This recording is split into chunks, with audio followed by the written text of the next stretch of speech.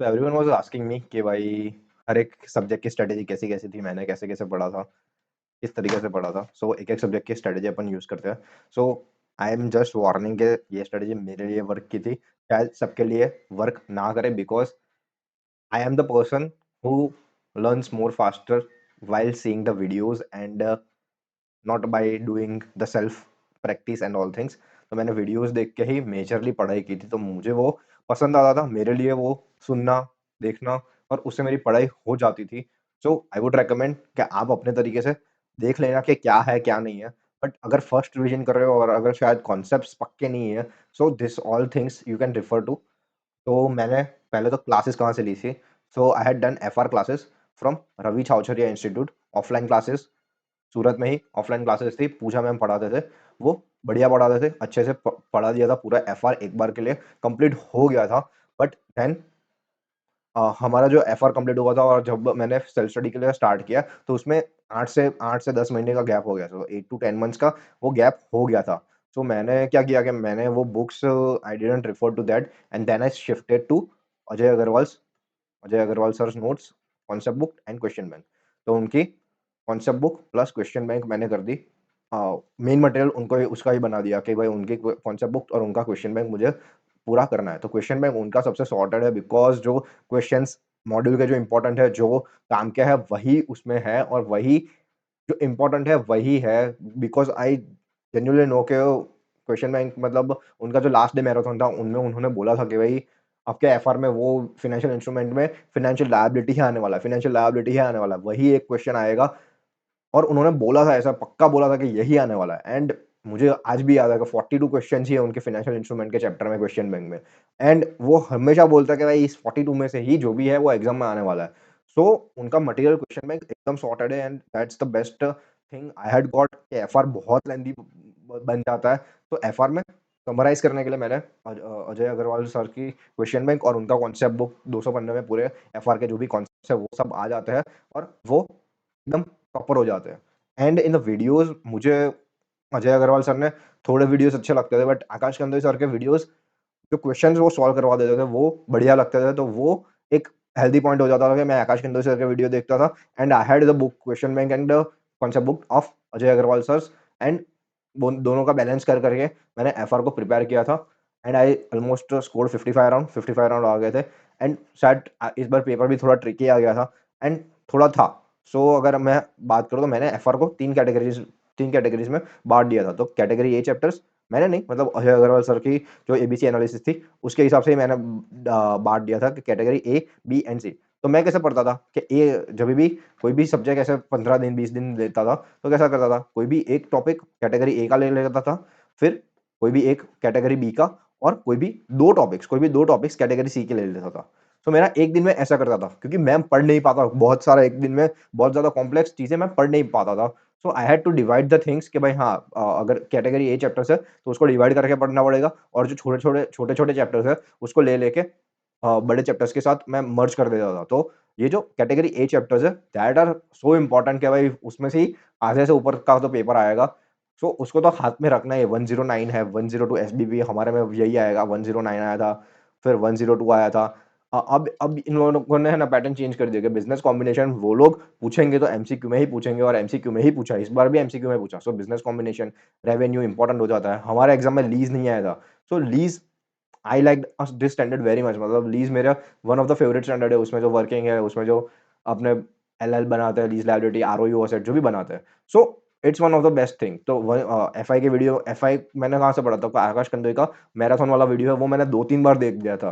तो that was my primary source कि हाँ भाई वो वीडियो है, so I would be able to prepare it comprehensively. और वो क्वेश्चन्स मैंने मार्क कर दिए थे अजय अग्रवाल सर के नोट्स में कि हाँ भाई, ये क्वेश्चन यहाँ पे है, इसके बाद ये आएगा, इसके बाद ये आएगा। तो एफआई मैंने उस तरीके से किया था। 102 एसबीबी भी सेम आकाश कंदोई सर की वीडियो थी। फिर मैंने end S 103 Kapileshwar Bhalla sir के एक वीडियो है, वो आईसीआई की यूट्यूब चैनल पे पढ़ाते हैं। सो वो एक वीडियो बहुत अच्छा, वो जो पढ़ाते थे 103, I find it very attractive कि हाँ भाई वो जो मेथोडोलॉजी थे, वो जो उस हिसाब से चल रहा था, so it was very understandable flow में पढ़ा रहे थे। सो 103 मैंने कपिलेश्वर भल्ला प्लस आकाश कंदोई सर के क्वेश्चंस, फिर इंडियाज 105 रेवेन्यू, तो वो तो अजय सर के मैराथन, क्योंकि मुझे है ना मैंने पहले आकाश कंदो सर का रिवीजन मैराथन ही देखा था, बट फिर मुझे है ना अजय अग्रवाल सर के मैराथन में 15 मिनट में पूरा चैप्टर निपट जा रहा था। तो मैंने वो कॉन्सेप्ट के लिए अजय सर का मैराथन, और फिर अगर क्वेश्चंस चाहिए होते हैं, क्वेश्चंस कुछ अगर सॉल्व लास्ट रिवीजन में तो मैंने खुद से ही कर दिए थे, बट अगर नहीं करने हैं तो आकाश सर का वीडियो है, उसमें से कर दिए थे। फिर इंडियाज़ 106 वही सेम हुआ था, 115 और 116 मैं हमेशा साथ में ही लेता था, एक के बाद एक। तो वो वही पैटर्न हो गया था कि अजय सर, पहले मैंने आकाश कंदा सर के वीडियो देखे थे, बट बाद में है ना अजय सर के मैराथन से मुझे फास्ट एंड फास्ट रिपीट हो जा रहा था। 116 में मैंने शायद आकाश कंदा सर के वीडियो नहीं देखे, शायद कोई एक आध दो क्वेश्चन होंगे जो बहुत ट्रिकी थे, वही मैंने शायद उसमें से देखे थे। बाकी अजय सर के नोट्स में जो इंडेक्स 116 लिखा है, दैट इज़ सो परफेक्ट कि अगर क्वेश्चन आया ना तो उसमें से इतना अच्छे से बन पाएगा। वो जो फॉर्मेट है वो that's one of the best 116 का, प्लस सेल्फ स्टडी की थी और इंपॉर्टेंट क्वेश्चंस। कंसेप्चुअल फ्रेमवर्क तो अजय सर का वीडियो ही है, वो रट डालो, क्योंकि इसमें से एक क्वेश्चन पक्का है, वो तो आना ही है, वो 4 घंटे का वीडियो रट डालो। फिर professional and ethical duty of CA, तो वो भाविक चौकसी सर का एक वीडियो था, वो अच्छा था क्योंकि उसमें सब क्वेश्चन भी उन्होंने कवर करवा दिए थे। So that was the video. India 33 में तो ईपीएस वाला वीडियो जो है वो आकाश कंदोई सर का वीडियो ही मैंने एकदम 2-3 बार, क्योंकि 33 इंडिया 33 है, वो बहुत वाइड है, उसमें सम्स बहुत ज़्यादा है। तो नई-नई वैराइटीज़ के सम आते रहते हैं, तो मैं वो आकाश सर के वीडियो से ही खत्म करता जा रहा था। फिर इंडिया 36 इम्पेयरमेंट ऑफ असेट, तो वो अजय सर की मैराथन अच्छी लगी थी मुझे। अजय सर के मैराथन में जो उन्होंने कॉन्सेप्ट्स बताए थे, और एके सर का वीडियो। फिर इंडियाज़ 12 इनकम टैक्स, तो वो तो भई वो तो समझ ही नहीं आ रहा था मुझे कि क्या है उसमें, क्या चल रहा है, बट आकाश केंद्र सर ने अच्छे से समझाया है वो इंडेक्स पूरी तरीके से।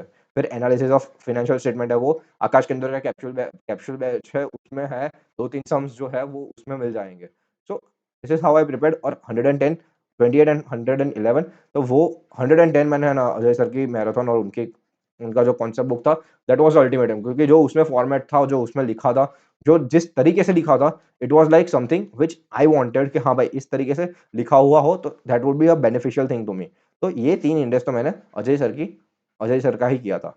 फिर category B and category C तो ठीक है, वो मेजरली आकाश कंदे सर के वीडियो और वो सब मैं मिसमैच करा था। तो main thing is Ajay Agarwal sir के जो कैटेगरी ए चैप्टर्स है, उसको इतना पक्का करके जाओ कि भई वो ही उसमें से ही मार्क्स निकल जाए। बाकी जो पूछे वो that's a bonus factor. So FR में this is what I followed. MCQs में थोड़ी दिक्कत मुझे है ना, पेपर लिखने में थोड़ी दिक्कत आई थी। आई होप कि भाई मैंने एक मॉक टेस्ट लिख दी होती, तो शायद मैं अटकता नहीं, क्योंकि मेरा सीएफएस लास्ट का आधा आधा घंटा में एकदम ब्लैंक हो गया था, and I was just writing कि हाँ भाई for the sake of writing कि हाँ भाई खत्म करना है पेपर, तो लिख लो। बाकी it was a tough paper. FR का पेपर इस बार थोड़ा-सा एवरेज था, थोड़ा ट्रिकी था, बट इट वाज़ लाइक कि 102 अगर किसी ने अच्छा कर दिया था, तो उसके मार्क्स बढ़िया है। अगर 102 वाला समझो अगर रॉन्ग किया है ना, तो मार्क्स एकदम ही कम हो जाता है। So that was the trick. तो एफआर एकदम ऐसे ही करना है। बहुत बड़ा सब्जेक्ट है, देर लगेगी बट देनी पड़ेगी। वो सबसे चिड़चिड़ा सब्जेक्ट है एफआर। एक टाइम के बाद ऐसा लगेगा भाई बस करो, कितना और, कितना और, कितना और। But have to do it, कोई ऑप्शन नहीं है। वो एक बहुत बड़ा सब्जेक्ट है, एग्जाम के अगले मतलब आगे भी 5-6 दिन मिल जाते हैं। सो कवर हो जाता है, बट यही है कि भाई स्ट्रेटेजिकली वाइज़ अपन को कॉन्कर करना पड़ेगा कि भाई हाँ, एक कैटेगरी ए का लिया, फिर 2 कैटेगरी बी के लिए, 3 कैटेगरी सी के लिए। सो ऐसे-ऐसे करके कॉन्कर करने शुरू करना होता है। So this is what I followed in FR and I scored decent marks जो भी है। So that was it. Me, Prathama Gajwala, signing off. Thank you. Jai Hind.